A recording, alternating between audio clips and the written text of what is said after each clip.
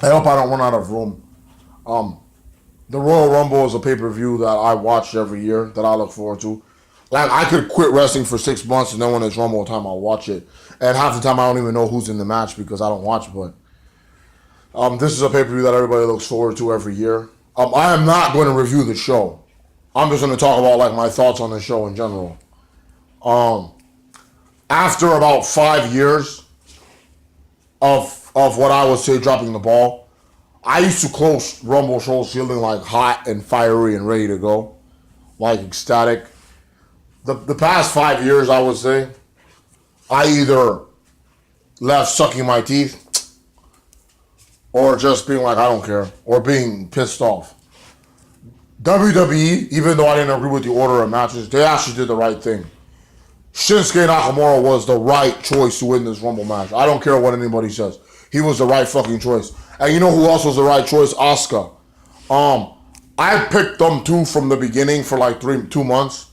The only reason that I kind of like went back a little bit on picking them was because I didn't think that Vince McMahon would allow the Rumble to be won by two Japs in the same night. And a lot of people agree with me. A lot of people said we don't see two Japs winning it. Um, but they did it. He must really be focused on football and not wrestling anymore. Because I don't think Vince McMahon, he would have never let that happen. He would have rather had Cena and Nikki Bella win, but they did the right thing. This was every year they try to crank it up a little bit with all these surprises. This year was the one with the surprises, in my opinion, what mattered the most. Okay, you had Adam Cole, baby. Cien Almas came out. Rey Mysterio came out.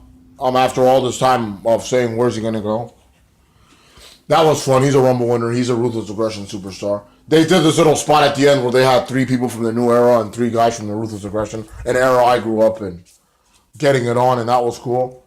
Um, it was really fun in the Women's Royal Rumble to see the girls in the past come in, like Tori Wilson. I grew up on her. Kelly. I was a teenager when she arrived, but I grew up on her. Um, so many. Molly Holly. The first pay-per-view I ever ordered, she beat Lita. Lita was up in the house. Trish was there at number 30, which was awesome. Um, just a bunch of divas that I grew up on, man. And Michelle McCool, you know, and Beth Phoenix, the Glamazon. Don't forget about her. She looked the same, bro. It's like I was telling my brother. It's like she came through a time machine, you know. And the Bella twins came back together, which was weird. But I was booing the shit out of John Cena and Roman Reigns. I really was, because I'm really tired of their asses. I honestly don't mind them getting pushed, but if the fans are rejecting it, why would you fucking go for it, Vince? Listen to your fans, bro.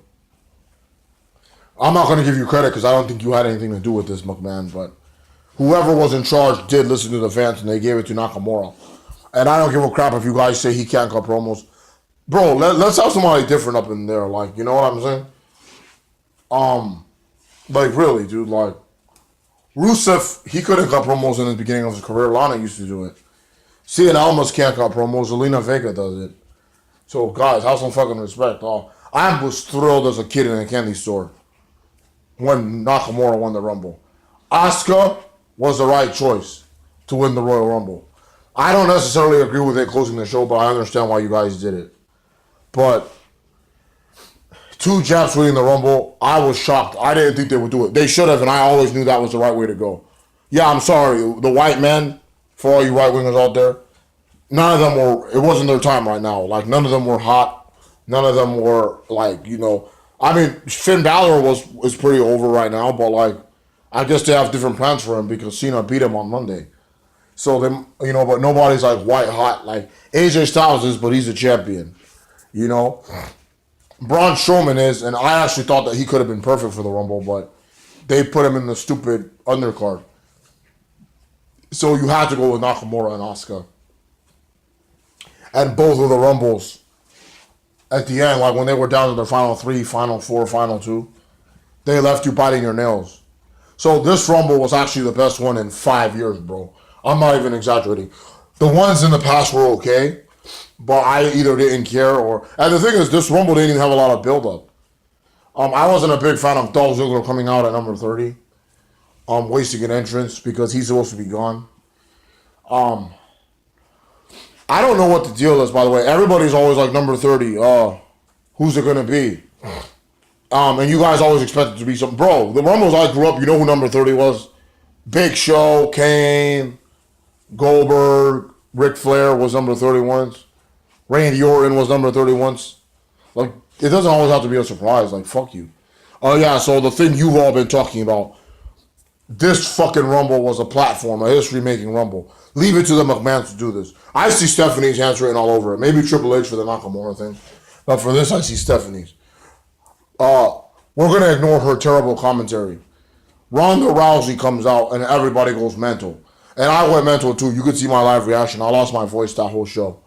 But why the hell did you have these 30 women kill themselves for a match that Ronda Rousey was going to come out? She should have been in the match and won it, since that's all everybody's talking about. Like, when you go on the Rumble website and you see Ronda like this pointing the WrestleMania sign, it's like she won the Rumble, because that's what they all do when they win.